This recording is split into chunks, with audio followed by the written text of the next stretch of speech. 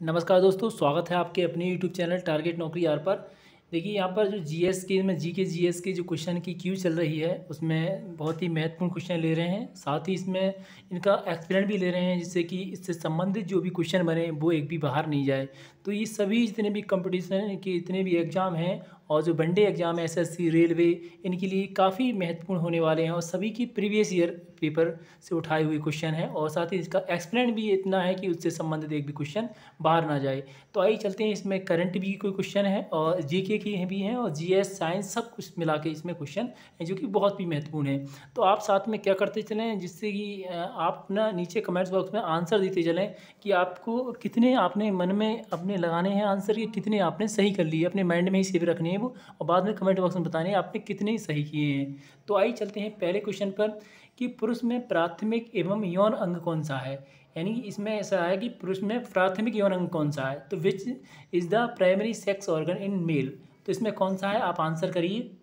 थोड़ा एक कुछ सेकंड 10-5 सेकंड हम रुका करेंगे, उसके बाद जो हम आंसर बता करेंगे जिससे कि आपको जो क्वेश्चन जो आप भी सोच सकें दिमाग में इसका क्या आंसर हो सकता है, जिसकी आपका जो माइंड काम करेगा तभी जो है आप आगे सोच सकते हैं। तो इससे देखिए इस वजह से हम इसमें टाइम ले रहे हैं। तो बताइए आपका आंसर कौन सा होगा इसमें। तो इसमें जो है आंसर होने वाला है टेस्टेट यानी कि वृषण। पुरुष में जो प्राथमिक यौन अंग कौन सा है, वृषण है।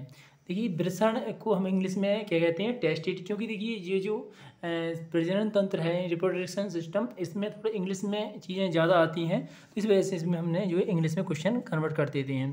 देखिए अगर वृषण की बात की जाए ये जो है मेल में होता है और इसमें इनकी संख्या अगर पूछा जाए इनकी संख्या कितनी होती है, जो कि हमने कल क्वेश्चन लिया था, तो इसमें 2 होती हैं, ठीक है। और ये जो जैसे ही जो बच्चा जन्म लेता है यानी जब 3 महीने का बच्चा होता है गर्भावस्था में, 3 महीने के दौरान ये इसका निर्माण होता है टेस्ट ट्यूब का, ठीक है, यानी कि वृषण का।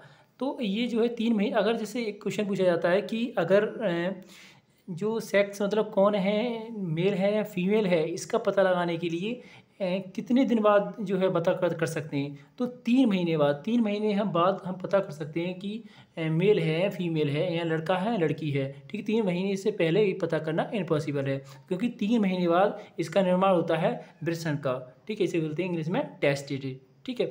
अब देखिए एक जो मनुष्य से संबंधित एक हार्मोन्स होता है जिसे कहते हैं हम टेस्टोस्टेरोन। टेस्टोस्टेरोन जो हार्मोन्स होता है वो मनुष्य में जो मेल है उसमें मेल के लक्षण विकसित करता है, जैसे कि दाढ़ी मूंछ आती हैं और आवाज़ थोड़ी मोटी और थोड़ा भौतिक और शारीरिक शरीर जो है मजबूत होने लग जाता है। तो वो टेस्टोस्टेरोन जो हार्मोन्स है उसके कारण ऐसा होता है। और फीमेल में होता है प्रोजेस्टेरोन, ठीक है। जो प्रोजेस्टेरोन जो है हार्मोन्स है उसकी वजह से फीमेल में जो उनके द्वितीय लैंगिक लक्षण है उनका विकास होता है और उनके द्वितीय लैंगिक लक्षण जो है विकसित होते हैं। अगले क्वेश्चन पर चलते हैं, नेक्स्ट पर। देखिए एनीमिया मुक्त भारत इंडेक्स 2020-21 में राष्ट्रीय रैंकिंग कौन सा राज्य पहले नंबर पर है। यानी कि जो एनीमिया मुक्त भारतीय इंडेक्स का जो एक राष्ट्रीय इंडेक्स निकाला है उसमें 2020-21 में कौन सा जो है पहले नंबर पे है रैंकिंग मुक्त होने में, ठीक है। तो इसका आंसर बताइए आप, जो करंट का क्वेश्चन है। तो यहाँ पर जो आंसर होने वाला है, ठीक है, आप सोचिए थोड़ा ज़रूर दिमाग थोड़ा दौड़ाइए इसमें, ठीक। तो यहाँ पर जो आंसर है वो है मध्य प्रदेश यानी कि एमपी जो मध्य प्रदेश पहले नंबर पर है। इसकी जो राष्ट्रीय रैंकिंग जारी हुई है एनीमिया की। तो एनीमिया आप जानते होंगे एनीमिया किसके कारण होता है। तो ये देखिए ब्लड में एक इन्फेक्शन होता है जो कि आरबीसी में जो आरबीसी होती हैं उसमें जब हीमोग्लोबिन की मात्रा कम होती है तो वहाँ पर एनीमिया होता है। और जैसे हिंदी में बोलते हैं एनीमिया को अरक्तता, ठीक, अरक्तता। तो ये हिंदी में भी आता है और इंग्लिश में भी लिखा हुआ आता है एनीमिया। इंग्लिश में कई शब्द है लेकिन हिंदी में कहते हैं अरक्तता, ठीक है। नेक्स्ट क्वेश्चन पे चलते हैं। भारत के सभी घरों में 2024 तक व्यक्तिगत घरेलू नल कनेक्शन कहाँ लगेंगे, यानी कि सबसे पहले किस राज्य में लगेंगे, ये इन्होंने पूछा है यहाँ पर। और देखिए ये क्वेश्चन ऐसे भी पूछा जा सकता है, तो आप पहले इस पर आंसर करिए। यहाँ पर कौन सा आंसर होने वाला है। तो यहाँ पर जो आंसर होने वाला है ये होगा महाराष्ट्र, ठीक है। 2024 में वैसे जो लक्ष्य है, मतलब जो लक्ष्य है पूरे भारत का लक्ष्य भी 2024 तक का है कि उसमें व्यक्तिगत यानी जल उपलब्ध कराने का जो लक्ष्य है, स्वच्छ जल उपलब्ध कराने का जो लक्ष्य है हर घर में, वो 2024 तक का है, सरकार के द्वारा निर्धारण किया गया है। और देखिए 2024 में डिजिटल यानी कि 2024 में एक काम और होगा, डिजिटल रेडियो लॉन्च करने का भी लक्ष्य जो है 2024 तक है। डिजिटल रेडियो लॉन्च करने का लक्ष्य कितना है? 2024 तक। ठीक है। एक और जो ज़्यादा क्वेश्चन पूछा जाएगा कि टीबी मुक्त कब तक हो जाएगा, तो टीबी मुक्त भारत जो है 2025 तक हो जाएगा। ठीक है। और एक नई घोषणा हुई है एड्स की, तो एड्स मुक्त कब हो जाएगा भारत, तो 2030 तक हो जाएगा। ठीक है, 2030 तक एड्स मुक्त और टीबी मुक्त 2025 तक, और डिजिटल रेडियो 2024 तक हो जाएगा। ठीक है, नेक्स्ट क्वेश्चन चलते हैं। भारत का चुनाव कौन, जो प्रधानमंत्री का चुनाव कौन करता है? प्रधानमंत्री का चुनाव कौन करता है? अब देखिए ऑप्शन यहाँ पर मंत्रिपरिषद, मुख्यमंत्री, सांसद या संसद के सदस्य और विधानसभा के सदस्य। देखिए आंसर करिए आप, जल्दी से जल्दी आंसर बताइए हमें। ठीक है, कमेंट बॉक्स में अपने आंसर साथ साथ में लिखते रहें, और जिससे कि आपकी भी इसमें नॉलेज इंक्रीज हो और आपको पता पड़ता रहे। और देखिए यहाँ पर आप जिनको तैयारी करने में प्रॉब्लम आ रही है वो ऐसा करें कि छोटे प्रयोग करें, ज़्यादा बड़े प्रयोग ना करें। यानी कि आज जैसे कि इसमें हमने 10-12 क्वेश्चन लिए हैं, तो पहले इन क्वेश्चनों को एकदम याद करें और कंटेस्ट याद करें। उसके बाद जब 10 याद करोगे तो अगले दिन 20 होंगे। ठीक है, ऐसे धीरे धीरे अपनी कैपेसिटी बढ़ाएं। क्योंकि जब हम कोचिंग स्टार्ट की तो हमने कोचिंग स्टार्ट करते समय पहले क्वेश्चन थोड़े दिए बच्चों को, यानी कि पहले मना कर रहे थे सभी कि हम पे याद नहीं होंगे, तो हमने मात्र 10 नहीं 5-6 क्वेश्चन दिए थे, मैंने ये याद करके लेके आओ। जब वो उन्होंने याद कर लिए तो उसके बाद जो है धीरे धीरे बढ़ाते चले गए, तो उन्हें पता ही नहीं पड़ा कि उन्होंने कब कितने लगभग 20-25 क्वेश्चन लगातार याद करने लगे वो। ठीक है, तो ऐसे ही आप जो है 10-10 क्वेश्चन करके याद करें और धीरे धीरे अपनी कैपेसिटी बढ़ाएं, क्योंकि छोटे छोटे प्रयोग से ही हमारे जीवन में सफलता जल्दी मिलती है। तो ये प्रधानमंत्री का चुनाव कौन कराता है, तो इसका आंसर क्या होगा? आपने सोच लिया होगा, तो संसद के सदस्य के द्वारा जो है प्रधानमंत्री का चुनाव चुना जा, मतलब जैसे कि जो सभी सदस्यों का चुनाव होता है, लेकिन उसमें संसद के जो सदस्य हैं उनके द्वारा एक प्रधानमंत्री का चुनाव किया जाता है। ठीक है, अब देखिए प्रधानमंत्री की नियुक्ति कौन करता है, तो प्रधानमंत्री की नियुक्ति कौन करता है? राष्ट्रपति जो है प्रधानमंत्री की नियुक्ति करता है। और ये किस आर्टिकल में है प्रधानमंत्री, तो ये 75 में है प्रधानमंत्री। ठीक है, और एक क्वेश्चन ये पूछा जाता है कि ये मंत्रिपरिषद का एक अध्यक्ष होता है। ठीक, यानी मंत्रिपरिषद जो होती है उसका एक मुखिया बना दिया जाता है, और उस मुखिया को ही हम प्रधानमंत्री कहते हैं। देखिए क्वेश्चन आता है कि जो मंत्रिपरिषद होती है, मंत्रिपरिषद लोकसभा के प्रति सामूहिक रूप से उत्तरदायी होती है। किसके प्रति? मंत्रिपरिषद लोकसभा के प्रति सामूहिक रूप से उत्तरदायी होती है।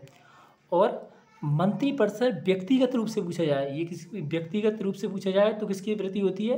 तो राष्ट्रपति के प्रति उत्तरदायी होती है। और सामूहिक रूप से पूछा जाए तो किसके प्रति उत्तरदायी होती है? तो लोकसभा के प्रति उत्तरदायी होती है। तो ये जो हम बोल रहे हैं वो भी याद रखें और साथ में नोट करते चलें क्वेश्चनों के लिए।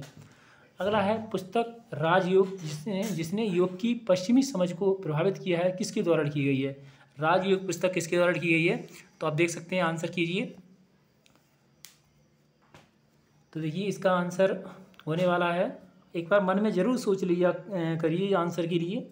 तो देखिए इसका आंसर है ऑप्शन नंबर 3, स्वामी विवेकानंद। स्वामी विवेकानंद को आप जानते होंगे, जिनका जन्म जो है 12 जनवरी को हुआ था, और 12 जनवरी को ही हम युवा दिवस मनाते हैं इन्हीं की याद में ही। और 12 जनवरी 1863 के करीब इनका जन्म हुआ था, तो उसी दिन से ही, जब से ही हम जो है इनकी डेट पर ही, इनकी जन्मदिन पर युवा दिवस मनाते हैं। इनका बचपन का नाम काफ़ी पूछा जाता है, तो इनके बचपन का नाम क्या है? नरेंद्र दत्त। ठीक है, नरेंद्र दत्त जो है इनकी बचपन का नाम था, और इन्होंने रामकृष्ण मिशन की स्थापना की थी। और ये 1893 में काफ़ी मशहूर हुए थे, जो शिकागो में गए थे। इन्होंने हिंदू धर्म को एक महान धर्म विकसित किया वहाँ पर, और एक अच्छा भाषण दिया। उससे भाषण से जो पूरे देश में इनकी ख्याति फैल गई।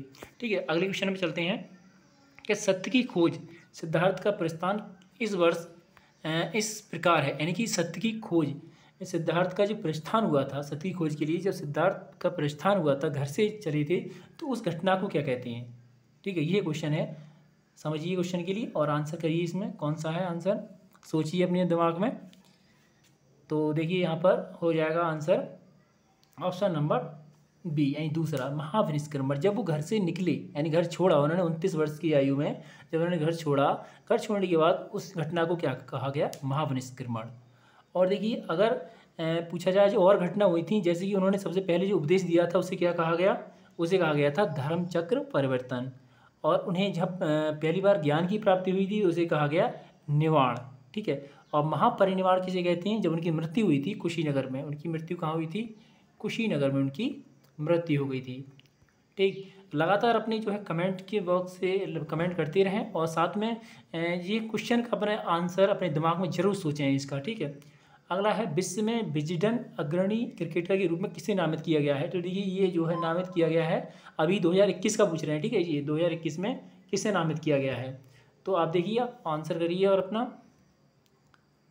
ठीक है। 4 ऑप्शन है इसमें और 4 ऑप्शन में आप कौन सा आंसर जो आपको अच्छा लग रहा है, तो देखिए हम इसका आंसर चलिए बताते हैं। और इसका आंसर हो जाएगा बेन स्टॉक, ठीक है। 2021 में भी बेन स्टॉक और 2020 में भी, ठीक है। 2020 में भी बेन स्टॉक और 2021 में भी बेन स्टॉक जो है इनके लिए दिया गया है, ठीक है। कौन? अग्रणी विजडन, यानी कि क्रिकेट का एक अवार्ड है ये जो दिया जाता है। और 2020 से पहले विराट कोहली को मिला था ये, ठीक है। तो ये क्वेश्चन भी पूछा जाएगा, अब ये बहुत ही ज़्यादा इंपॉर्टेंट क्वेश्चन है। अगला है, प्रकाश की कौन सी घटना तारा की टिमटिमा के लिए जिम्मेदार है? तारे टिमटिमाते हैं, प्रकाश की कौन सी घटना के कारण टिमटिमाते हैं? तो आंसर करिए आप। देखिए इसमें थोड़े ऑप्शन घुमा के दिए हैं तो आप देख सकते हैं इसका आंसर। तो इसका आंसर क्या होगा? तो इसका आंसर हो जाएगा, देखिए इसका आंसर हो जाएगा बी, यानी कि दूसरा ऑप्शन। अलग अलग अपवर्तन सूचकांकों की विभिन्न परतों द्वारा प्रकाश का अपवर्तन, ये तारे टिमटिमाहट की जिम्मेदार है। देखिए एक क्वेश्चन इसमें और आता है, जैसे कि सिक्का जो पानी में सिक्का डूबा हुआ जो प्रतीत होता है सिक्का, तो वो भी किसके कारण होता है? तो वो भी अपवर्तन के कारण होता है। और जैसे कि अगर हम कोई पानी में कोई छड़ी डाल दें तो वो तिरछी दिखाई देती है और ऊपर को दिखाई देती है, तो वो भी जो अपवर्तन के कारण होती है, ठीक है। और एक जो हीरा चमकता है, हीरा किसके कारण चमकता है? तो पूर्ण आंतरिक परावर्तन। अगर पूर्ण आंतरिक परावर्तन है, टोटल इंटरनल रिफ्लेक्शन के कारण क्या होता है? हीरा चमकदार दिखाई देता है। और मृच्छकाएँ और हीरा जो हीरा चमकना, वो सब क्या है? पूर्ण आंतरिक परावर्तन इन टोटल इंटरनल रिफ्लेक्शन के कारण, ठीक है। अगले नेक्स्ट क्वेश्चन में चलते हैं कि वायुमंडल की सापेक्ष आर्द्रता, वायुमंडल की सापेक्ष आर्द्रता मापी जाती है। तो सापेक्ष आर्द्रता किससे मापी जाती है? आंसर करिए आप। तो लैक्टोमीटर, हाइड्रोमीटर, हाइग्रोमीटर और ऑडियोमीटर। ये थोड़ा हाइग्रोमीटर लिखा हुआ है, ठीक है। यहाँ पर थोड़ा करेक्शन कर लेना, थोड़ा टाइप पे हो गया है सब। तो इसका आंसर हो जाएगा यहाँ पर देखिए हाइग्रोमीटर, ठीक है। हाइग्रोमीटर जो है आर्द्रता जो हाइग्रोमीटर के द्वारा मापी जाती है, ठीक है। आर्द्रता जो सापेक्ष आर्द्रता है वो हाइग्रोमीटर की द्वारा मापी जाती है, ठीक। ये काफ़ी क्वेश्चन महत्वपूर्ण है, हाइग्रोमीटर बहुत ज़्यादा आता है क्वेश्चन, ठीक। उसके बाद लैक्टोमीटर जो कि दूध की शुद्धता नापता है, दूध की शुद्धता बताता है, ठीक है। दूसरा हाइड्रोमीटर, हाइड्रोमीटर ये अपेक्षित घनत्व नापता है, ठीक है। अपेक्षित घनत्व नापता है हाइड्रोमीटर, ठीक। ऑडियोमीटर स्पीड से संबंधित है। अगले नेक्स्ट क्वेश्चन में चलते हैं, क्या रडार का आविष्कार किसने किया? तो रडार का आविष्कार किसने किया? आंसर करिए अब, ये आसानी क्वेश्चन है। तो रडार का आविष्कार किसने किया? तो आंसर हो जाएगा इसका रॉबर्ट वॉटसन। रॉबर्ट वॉटसन के द्वारा रडार का आविष्कार किया गया था। और रडार का आविष्कार जो है लगभग 1930 में किया गया था, 1930 में। और देखिए ये वायुयान, जलयान, इनको ढूंढने के लिए जब ये खो जाती हैं तो इनका पता लगाने के लिए इसका प्रयोग किया जाता है। साथ में इसकी जो रडार है, रडार इसकी फुल फॉर्म भी काफ़ी बार पूछी जाती है रडार की, तो ये फुल फॉर्म भी याद रखें। तो रडार मतलब आर से हो जाएगा रेडियो, और डी से हो जाएगा डिटेक्शन, एंड आर से हो जाएगा रैंगिंग। तो ये याद रखें, रेडियो, डिटेक्शन एंड रैंगिंग, ठीक है। तो ये जो है इसकी फुल फॉर्म है जो काफ़ी बार पूछी जाती है। वैसे जो रडार के आविष्कारक टेलर यांग भी दे रखे हैं, लेकिन जो सबसे ज़्यादा किताबों में माने हैं वो रॉबर्ट वॉटसन हैं, क्योंकि इन्हें आविष्कारक माना गया है।